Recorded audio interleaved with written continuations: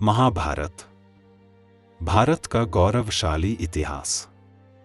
भीष्म पर्व, अध्याय 119। कौरव पक्ष के प्रमुख महारथियों द्वारा सुरक्षित होने पर भी अर्जुन का भीष्म को रथ से गिराना, शरशय्या पर स्थित भीष्म के समीप हंस रूपधारी ऋषियों का आगमन एवं उनके कथन से भीष्म का उत्तरायण की प्रतीक्षा करते हुए प्राण धारण करना।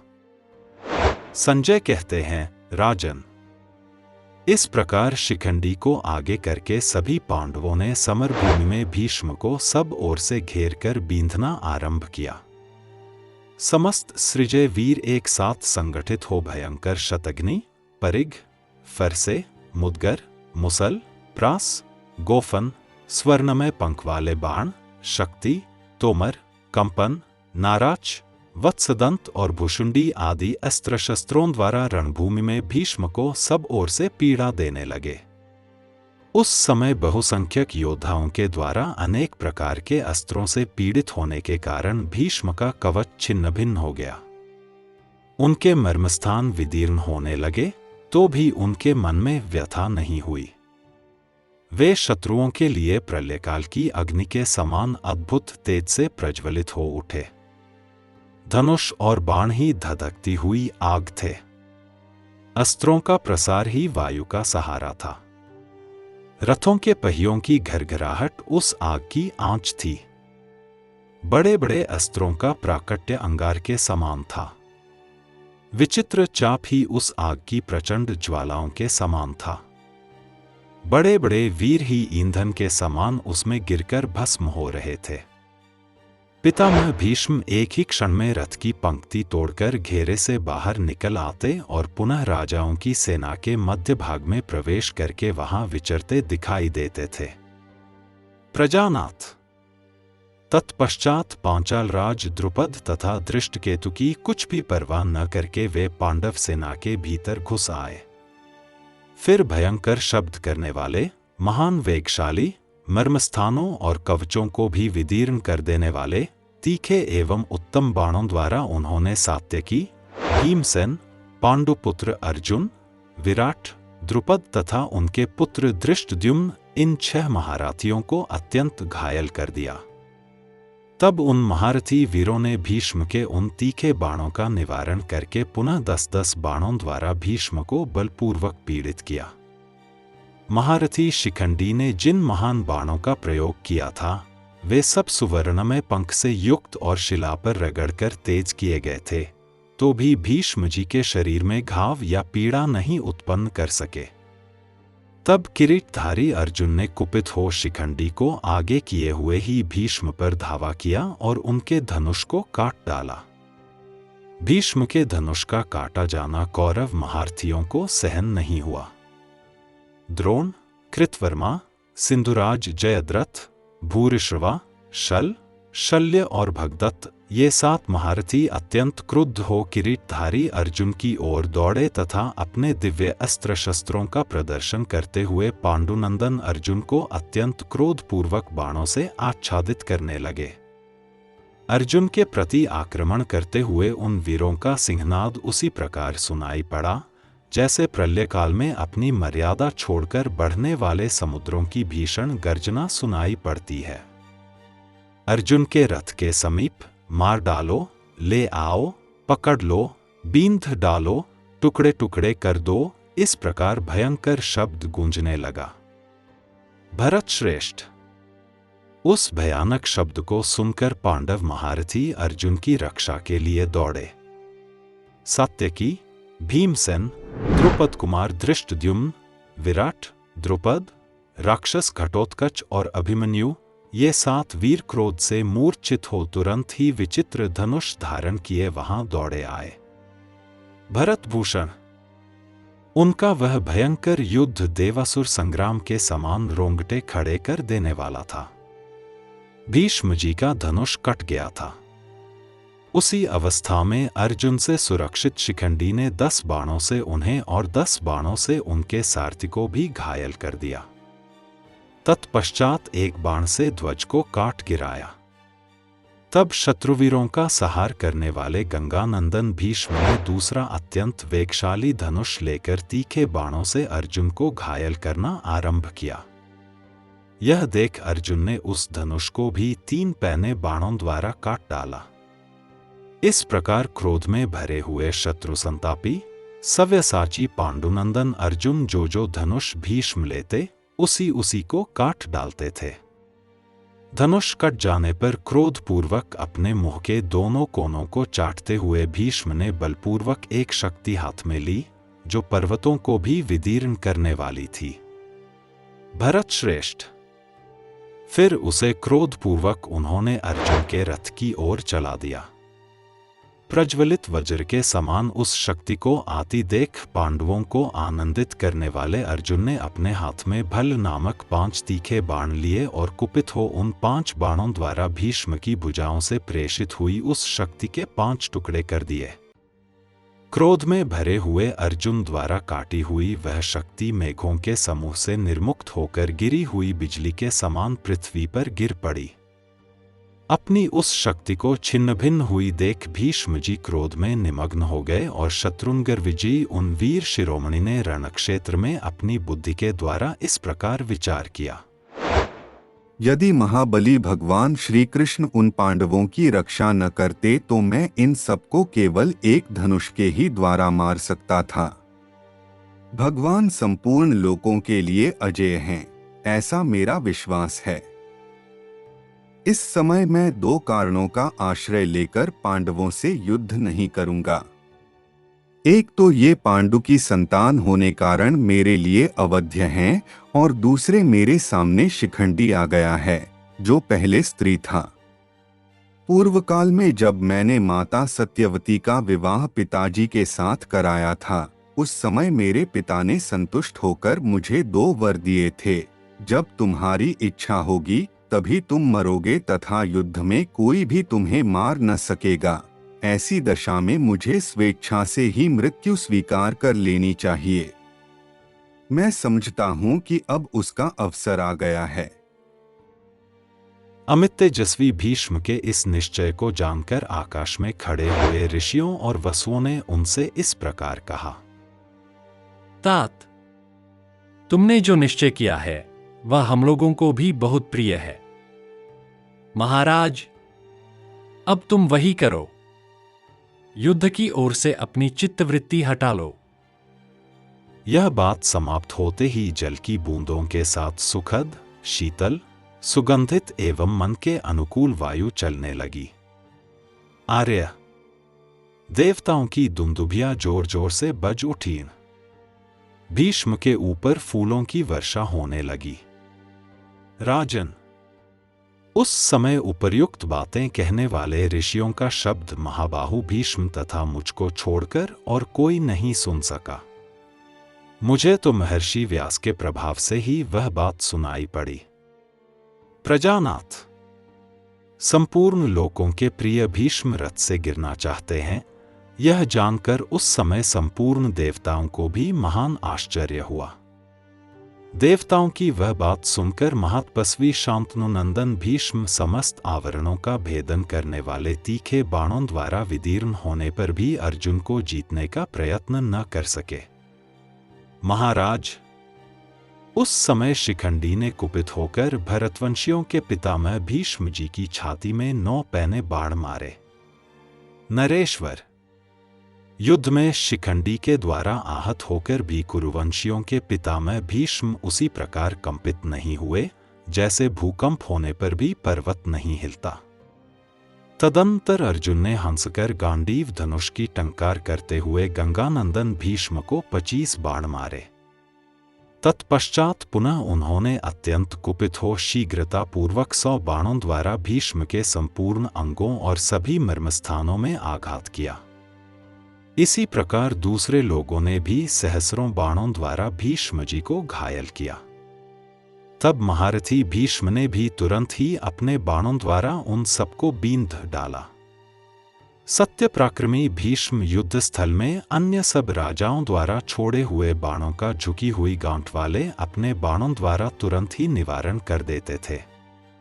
महारथी शिखंडी ने रणक्षेत्र में जिनका प्रयोग किया था, वे शान पर चढ़ाकर तेज किए हुए सुवर्ण में पंखयुक्त बाण भीष्म जी के शरीर में कोई घाव या पीड़ा नहीं उत्पन्न कर सके। तत्पश्चात क्रोध में भरे हुए अर्जुन शिखंडी को आगे रखकर पुनः भीष्म की ही ओर बढ़े। उन्होंने भीष्म जी के धनुष को काट दिया। तदंतर 9 बाणों से उन्हें घायल करके एक बाण से उनके ध्वज को भी काट डाला। फिर 10 बाणों द्वारा उनके सारथी को कंपित कर दिया। तब गंगानंदन भीष्म ने दूसरा अत्यंत प्रबल धनुष हाथ में लिया, परंतु अर्जुन ने 3 तीखे भल्लों द्वारा मारकर उसे भी 3 जगह से खंडित कर दिया। उस महायुद्ध में भीष्म जो धनुष हाथ में लेते थे, कुंती कुमार अर्जुन उसे आधे निमेष में काट डालते थे। इस प्रकार उन्होंने रणक्षेत्र में उनके बहुत से धनुष खंडित कर दिए। तब शांतनुनंदन भीष्म ने अर्जुन पर हाथ उठाना बंद कर दिया। फिर भी अर्जुन ने उन्हें 25 बाण मारे। इस प्रकार अत्यंत घायल होने पर महाधनुर्धर भीष्म ने दुःशासन से कहा, ये पांडव महारथी अर्जुन युद्ध में क्रुद्ध होकर अनेक सहस्र बाणों द्वारा मुझे घायल कर चुके हैं। इन्हें वज्रधारी इंद्र भी युद्ध में जीत नहीं सकते। इसी प्रकार समस्त देवता, दानव तथा राक्षस वीर एक साथ आ जाए तो मुझे भी वे युद्ध में परास्त नहीं कर सकते, फिर दूसरे मानव महारथियों की तो बात ही क्या है। इस प्रकार दुःशासन और भीष्म में जब बातचीत हो रही थी, उसी समय अर्जुन ने अपने तीखे बाणों द्वारा युद्ध स्थल में शिखंडी को आगे करके भीष्म को क्षतविक्षत कर दिया।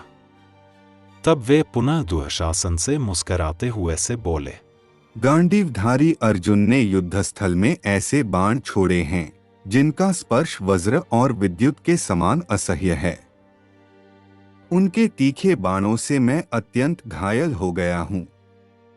ये अविच्छिन्न रूप से छूटने वाले समस्त बाण शिखंडी के नहीं हो सकते, क्योंकि ये मेरे सुदृढ़ कवच को छेद कर मर्मस्थानों में आघात कर रहे हैं।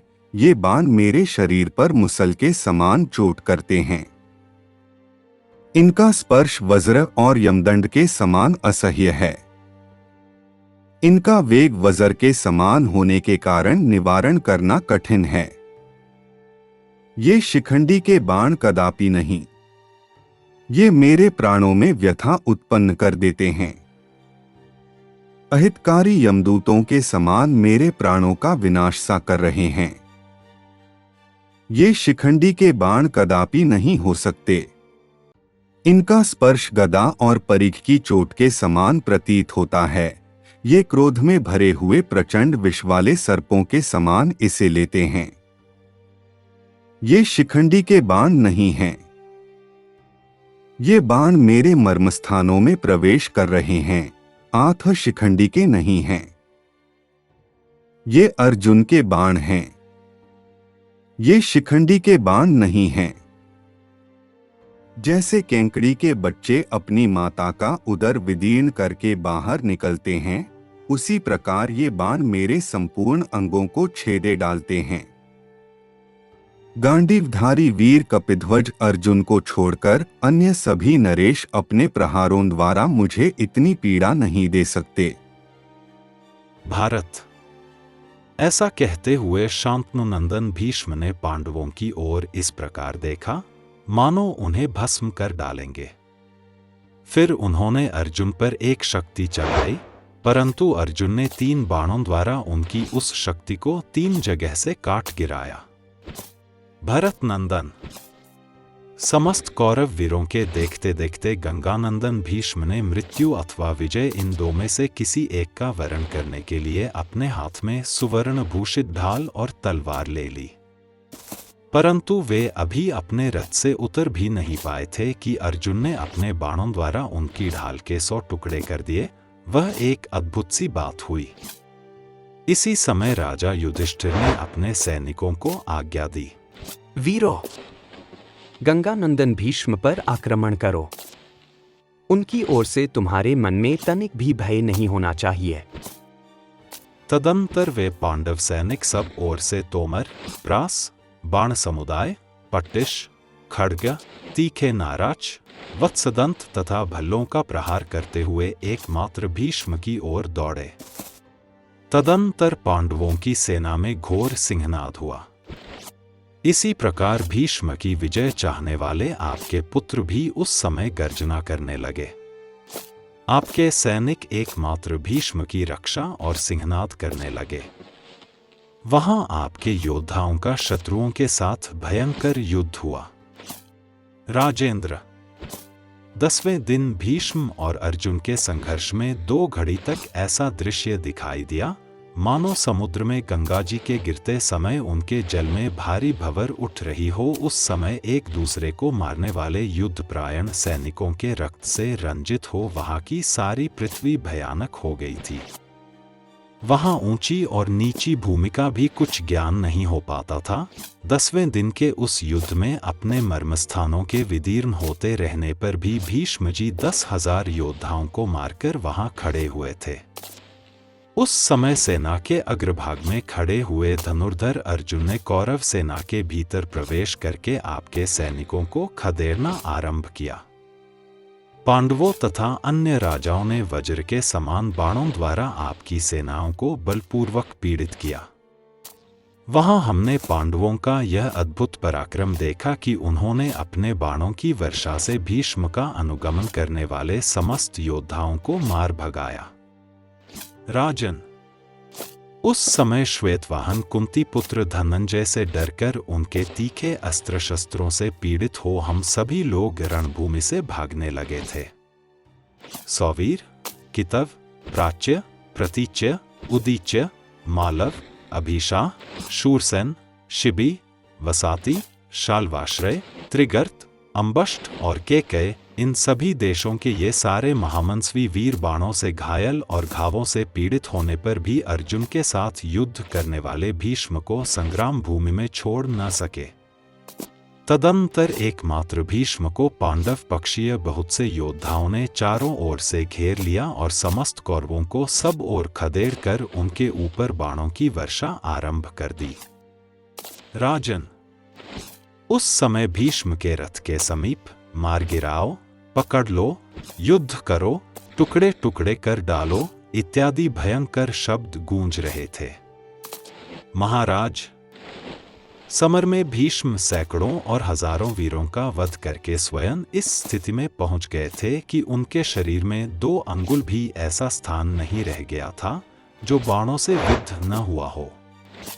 इस प्रकार आपके ताऊ भीष्म युद्ध स्थल में अर्जुन के तीखे बाणों से अत्यंत विद्ध हो गए थे। उनका शरीर छिदकर छलनी हो रहा था। वे उसी अवस्था में, जबकि दिन थोड़ा ही शेष था, आपके पुत्रों के देखते देखते पूर्व दिशा की ओर मस्तक किए रथ से नीचे गिर पड़े। भारत, रथ से भीष्म के गिरते समय आकाश में खड़े हुए देवताओं तथा भूतलवर्ती राजाओं में बड़े जोर से हाहाकार मच गया। महाराज, महात्मा पितामह भीष्म को रथ से नीचे गिरते देखकर हम सब लोगों के हृदय भी उनके साथ ही गिर पड़े। वे महाबाहु भीष्म संपूर्ण धनुर्धरों में श्रेष्ठ थे।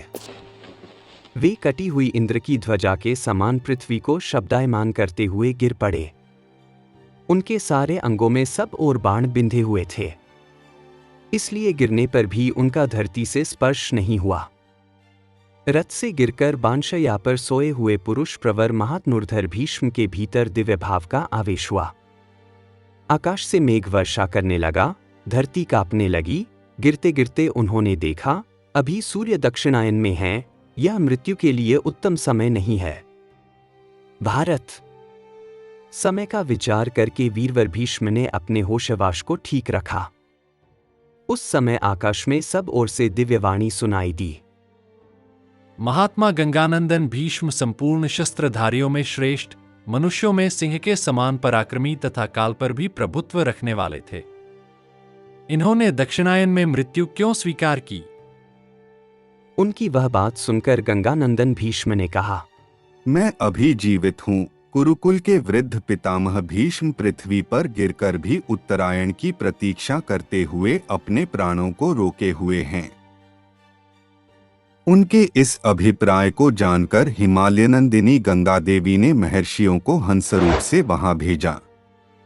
वे मानसरोवर में निवास करने वाले हंसरूपधारी महर्षि एक साथ उड़ते हुए बड़ी उतावली के साथ कुरुकुल के वृद्ध पितामह भीष्म का दर्शन करने के लिए उस स्थान पर आए जहां वे नरश्रेष्ठ बाणशया पर सो रहे थे।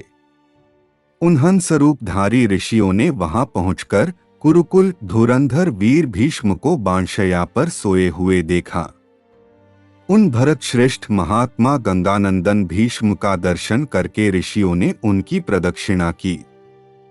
फिर दक्षिणायन युक्त सूर्य के संबंध में परस्पर सलाह करके वे मनीषी मुनि इस प्रकार बोले। भीष्म जी महात्मा होकर दक्षिणायन में कैसे अपनी मृत्यु स्वीकार करेंगे? ऐसा कहकर वे हंसगण दक्षिण दिशा की ओर चले गए। भारत हंसों के जाते समय उन्हें देखकर परम बुद्धिमान भीष्म ने कुछ चिंतन करके उनसे कहा, मैं सूर्य के दक्षिणायन रहते किसी प्रकार यहाँ से प्रस्थान नहीं करूंगा। यह मेरे मन का निश्चित विचार है। हंसो, सूर्य के उत्तरायण होने पर ही मैं उस लोक की यात्रा करूंगा जो मेरा पुरातन स्थान है।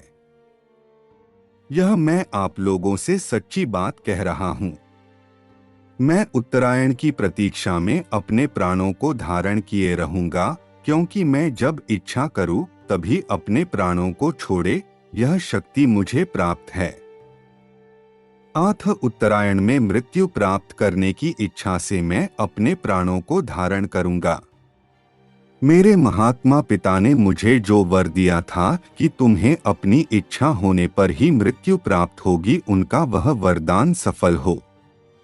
मैं प्राण त्याग का नियत समय आने तक अवश्य इन प्राणों को रोक रखूंगा। उस समय उन हंसों से ऐसा कहकर वे बाण शैया पर पूर्ववत सोए रहे। इस प्रकार कुरुकुल शिरोमणि महापराक्रमी भीष्म के गिर जाने पर पांडव और संजय हर्ष से सिंहनाद करने लगे। भरत श्रेष्ठ, उन महान शक्तिशाली एवं भरतवंशियों के पितामह भीष्म के मारे जाने पर आपके पुत्रों को कुछ भी सूझ नहीं पड़ता था। उस समय कौरवों पर बड़ा भयंकर मोह छा गया। कृपाचार्य और दुर्योधन आदि सब लोग सिसक कर रोने लगे। वे सब लोग विषाद के कारण दीर्घकाल तक ऐसी अवस्था में पड़े रहे मानो उनकी सारी इंद्रियां नष्ट हो गई हों। महाराज, वे भारी चिंता में डूब गए। युद्ध में उनका मन नहीं लगता था। वे पांडवों पर धावा न कर सके, मानो किसी महान ग्रह ने उन्हें पकड़ लिया हो। राजन, महातेजस्वी शांतनुपुत्र भीष्म अवध्य थे तो भी मारे गए। इससे सहसा सब लोगों ने यही अनुमान किया कि कुरुराज दुर्योधन का विनाश भी अवश्यंभावी है। सव्यसाची अर्जुन ने हम सब लोगों पर विजय पाई। उनके तीखे बाणों से हम लोग क्षत विक्षत हो रहे थे और हमारे प्रमुख वीर उनके हाथों मारे गए थे। उस अवस्था में हमें अपना कर्तव्य नहीं सूझता था। परिघ के समान मोटी भुजाओं वाले शूरवीर पांडवों ने इहलोक में विजय पाकर परलोक में भी उत्तम गति निश्चित कर ली। वे सबके सब बड़े बड़े शंख बजाने लगे। जनेश्वर, पांचालों और सोमकों के तो हर्ष की सीमा न रही। सहस्रों रणवाद्य बजने लगे। उस समय महाबली भीमसेन जोर जोर से ताल ठोकने और सिंह के समान दहाड़ने लगे। शक्तिशाली गंगानंदन भीष्म के मारे जाने पर सब और दोनों सेनाओं के सब वीर अपने अस्त्र शस्त्र नीचे डालकर भारी चिंता में निमग्न हो गए। कुछ फूट फूट कर रोने चिल्लाने लगे, कुछ इधर उधर भागने लगे और कुछ वीर मोह को प्राप्त मूर्छित हो गए। कुछ लोग क्षात्र धर्म की निंदा कर रहे थे और कुछ भीष्म जी की प्रशंसा कर रहे थे। ऋषियों और पितरों ने महान व्रतधारी भीष्म की बड़ी प्रशंसा की। भरतवंश के पूर्वजों ने भी भीष्म जी की बड़ी बड़ाई की। परम पराक्रमी एवं बुद्धिमान शांतनुनंदन भीष्म महान उपनिषदों के सारभूत योग का आश्रय ले प्रणव का जप करते हुए उत्तरायण काल की प्रतीक्षा में बाणशया पर सोए रहे। इस प्रकार श्री महाभारत भीष्म पर्व के अंतर्गत भीष्मवध पर्व में भीष्म जी के रथ से गिरने से संबंध रखने वाला 119वां अध्याय पूरा हुआ।